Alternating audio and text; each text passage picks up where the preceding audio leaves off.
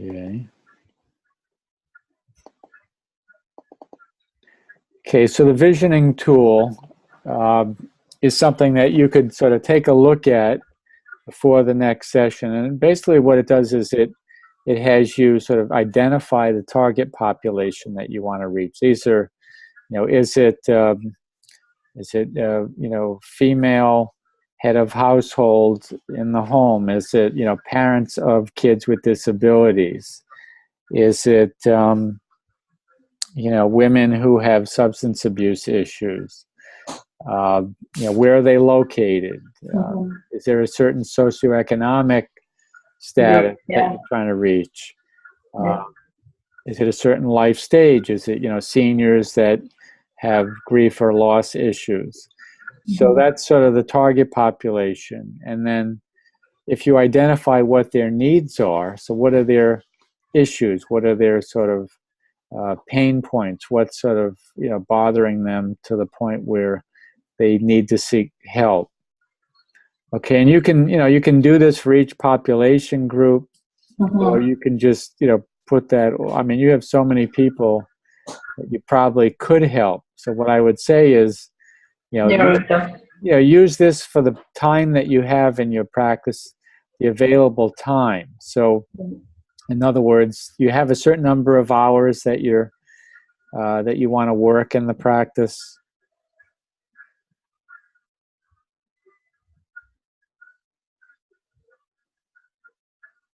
Do you have a certain number of hours that you're thinking you're going to put aside for this practice? Oh, definitely for this. So like I said, I'm graduating on Monday. So our big graduation ceremony is Monday. Yeah. And then after that, I should be free to work on this. And that's why I asked Dan to kind of not have it like last month, and have it so that it's following our last session with level 2. And because that way it opens up some time for me that I can actually, because I work 9 to 5, so I can I can spend some time on this and actually not have to rush through it, and actually absorb what I'm doing and understand it, because this is going to be my long-term goal, and I really want to spend the time to understand it well and absorb what I'm doing and do it well, so that it'll carry me through for the rest of the time that I need to work with it. Okay. So, yeah, it's not something I'm going to take lightly. Okay, so essentially, you'll go through this and you'll sort of decide, who it is that you want to reach in the practice. Let's say you have maybe 15 hours that you're going to devote to this new sort of private practice, at least for now. Right. Okay, so then you would divide that. You would sort of figure out what services you're going to offer, who it is that you're going to try to reach for this.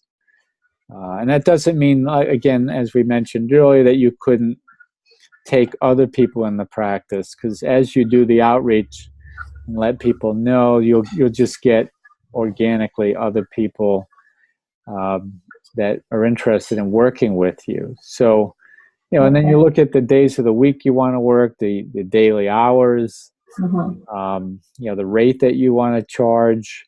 And what is your going rate over there in Boston? In terms of what, the therapy or the coaching? The therapy piece.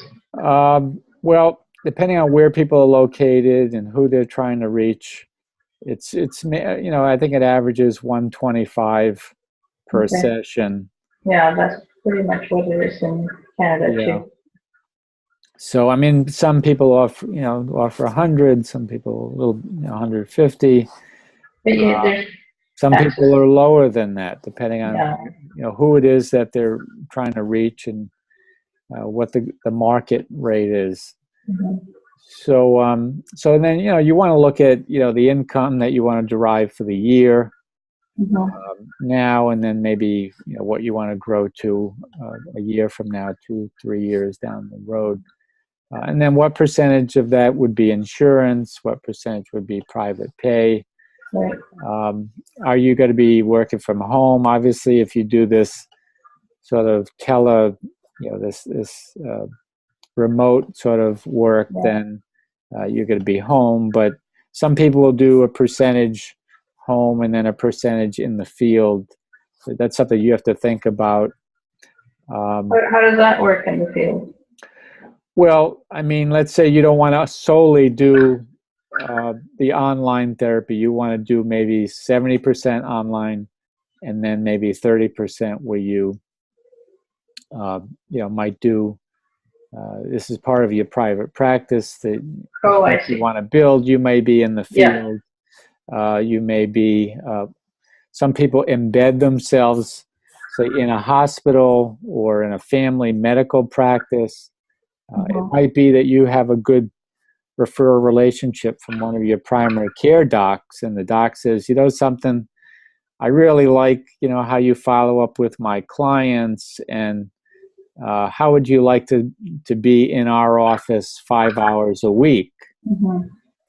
And then you work out some arrangement where you're there and you're like kind of like a staff person.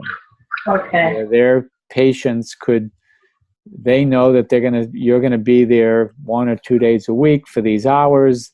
They just schedule people to see you, and you just bill on your own. Okay. Okay, you're an independent clinician, but you're sort of embedded. That's one model. Okay. There are other models where you don't have to be in the hospital, but they still refer to you because you're on their list, or you have that working relationship with them.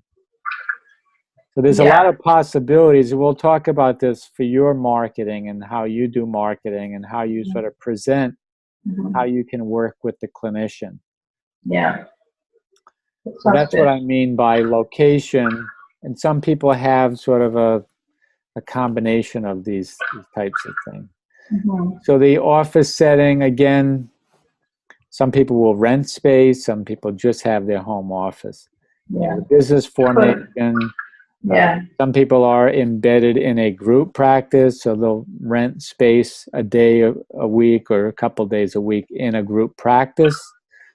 Other clinicians, there's referrals coming in to the group practice. They share those referrals, or somebody specializes, say, in trauma and you specialize in recovery. So that's a different type of formation again. And the name, I don't know if you have a name for your business, but oftentimes you need a name so that you can then have an entity, we call it here, a business entity, so that you can pay your taxes. And you have to do that, okay, with this? Well, if you have your own practice, I don't know how it works there in terms of your taxes, whether you have a schedule, if you have, say, a sole proprietorship, or if you sole proprietorship. Okay, so you may be able to just fill out a schedule. We call it a schedule here. Right. Depending on how you file, that's something you'd have to look at. Maybe talk to a bookkeeper or a CPA around. Yeah, I have a accountant. Okay, so that's a good discussion to have with them. Yeah. Because then you want to look at what you can, what exemptions you could have and what deductions you have. This is such a new field. There's so many other, like in a regular business, you kind of know, deductions and all that stuff. But this is such a new field. So I think the book on this is being written as we go along, right? Well, I think that, I'm sure there are established procedures and policies around deductions. I would just talk to your accountant, and he or she could tell you just, how to keep track of these expenses. Right. And then how to incorporate those into the tax situation. Right. And then your 30-second commercial is, essentially if somebody said to you, let's say you start your practice and somebody says to you, tell me what you do. In addition to your full-time work, or if you're doing the outreach and somebody says, tell me more about this new practice that you have. If you had 30 seconds, what would you tell them? So that's something to think about. I'm awful at promoting myself. Well, that's something you'll have time to think about, and we can help refine for you. Because really it's going to come down to you being comfortable, knowing what you want to say, being confident and comfortable with saying it. And you have so many skills. So, why not tell people what it is you do in a way that is hopeful, in a way that is confident, in a way that makes them say, oh, I know somebody that needs that service. Okay, because essentially, if you think about it, this is what you're doing. You're saying, do you know somebody that you care about who could benefit from the services that I offer? So you're going to take somebody from a distressed situation and hopefully give them the tools and the skills they need to be able to live a better life. And that's something you should not be ashamed or reluctant to tell people. Okay, so it's just a different way of thinking about it and looking at it, so that you're confident in what you're doing. And we'll talk more about how to sort of market yourself, but that's the visioning tool. And then the time commitment. Do you want me to fill that in and send it back to you, or how do you? Yeah, if you could fill that in and send it in, before the next session, then I can take a look at that, and then we'll talk about a way. Interactive form? Yeah, I sent you a writable, editable copy. Okay. So you should be able to just pull that up and start to work with that. And the time commitment sheet is pretty much the same. This is an Excel spreadsheet. I think I have a PDF if you need that you can print it out and just write in. So either way, let me know if there's a format that you need. And this is essentially listing out the work activities. These are the services that you're going to be offering. And, do this as an exercise. Just, write out everything that you think you could offer. And then look at, what you're doing now, how much time you're spending now on those things. And it may be that you don't have any time because you didn't start yet, but I don't, because I'm actually working 9 to 5. Right. So this is part of that visioning. Right. Looking at, okay, if I would offer groups, would that take up 50% of the 10 hours that I have available for the practice?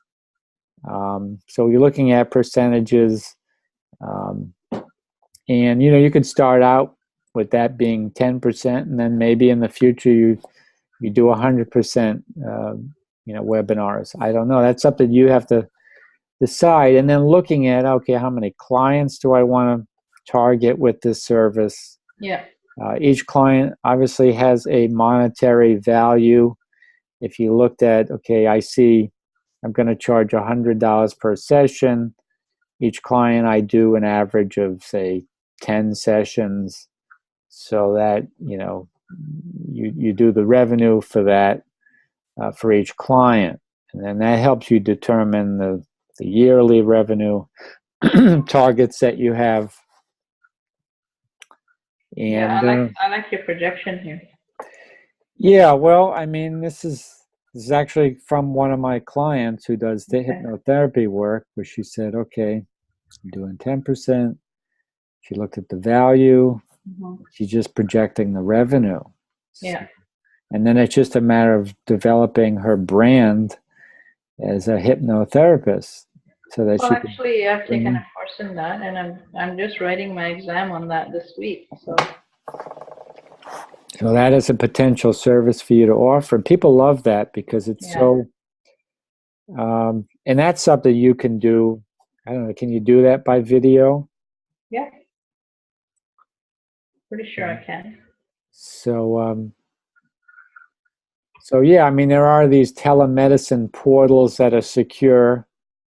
I was just talking with my IT guy today, where he just told me that Microsoft had bought Skype, and they now have something called Skype for Business. Oh. And Skype for Business is a secure portal that integrates with Microsoft, all the Microsoft products. And so he's trying to get me set up on this so that I could use, instead of maybe using this portal, I could use the Microsoft, they call it Lync, Lync, but it's basically Skype for Business. Well, And it's secure, and you can get a business associate agreement, and that has a chat feature, and so you can use that with clients securely. So, and he tells me that you can have secure email and secure chat with clients through the Microsoft products as well, and it's all in the cloud. So yeah, if you have documents that you need signed, he says the clients could sign the document saying they read the confidentiality agreement. Anyway, there's a lot that could be done in terms of electronic medical records. And yeah, so, just ethically, your security system has, as long as that is secure, then you have confidence that you're not divulging anybody's confidentiality. And I don't know, in a situation like this, I feel that you cannot be 100% confident in knowing that the confidentiality is secure and protected. yeah, well, yeah, there's no 100%. No. But, as long as you do your due diligence, and you know that the technology that you have is compliant and is secure, and you've done all that you can to keep the information private. So, I mean, a lot of the breaches now, there are a lot of breaches of confidentiality, and it's mostly like laptops being stolen that have data on them, or it's records that are left on a desk. Yeah. Or it's a briefcase that has information in it that gets stolen. Yeah. So it's not as much sort of hacking or breaching the technology, but we hear this every day with the breaches in the hacking of computers and information being stolen. So you do have to be aware of that. So these are the two forms that I'd like you to take a look at before the next session, before next week. And, I like to have you think about, when you think about your visioning for your practice and how you might set that up, and we'll get into this a little bit more. You said you had a bookkeeper. Some people want to do everything themselves. And so I don't know beans about bookkeeping. So they never get their billing done, and they come to me and they say, I need help with my practice because I'm not financially viable. And then we learn that they're not doing their billing, or they're not following up. And they don't want to pay somebody the money to do their billing. So it's this discussion around, what is your time worth if it takes you 2 or 3 hours to do your billing? That you could pay somebody, a 30-minute or an hour for. It's how you sort of manage your time, and then what's causing you stress. And so there are different things in terms that we'll get into with the course, what to outsource versus what you can do yourself. And also do you have a list of outsourcing companies or people? Yes, we go into that with every session. We go into different services that you could pay for if you want to outsource. Okay. So any questions so far, about today's session? I'm good.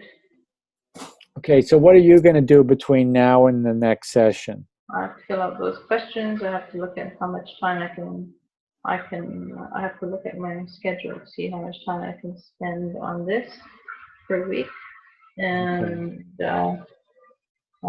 any questions that I have, I'll be emailing you. So, Okay, good, good. yeah, bear in mind, I'm leaving in May from 16th to 24th. I'm going away. I think maybe Okay. Dan told you that. So I'm not sure whether I can attend those two, because it's 2 Saturdays that I'll be missing. Okay. Um, Okay, well, I mean, we'll take a look at those dates as well. If we only Okay. have a few more people, you know, I can be somewhat flexible on the dates as well. Okay. So That sounds good. we'll take a look at that. And I think you hit it right on the head when you said, I'm going to look at, you know, putting aside some time and when I could spend some time on this, because as That's easy for you know, is if you block off the time, and you know Yeah. this from working with people with ADHD, especially, Yeah. that, you know, if you can schedule, if you know, make the time to schedule and dedicate that time, you'll have no problems with, you know, getting these things done. So I'm glad to hear that you are practicing what you probably preach. Thank you. So it was great to meet you and to talk with you. You too. And hopefully, you know, we could bring in Allison for the next one, or one or two other folks here that have tentatively said they want to do this. So again, you know, send me something if you have any questions between the next session. So Sure. otherwise, we'll talk to you next week. Well, nice meeting you, Wayne. Okay, Nasib, you Thank take you. care. Bye-bye now. Okay. Bye.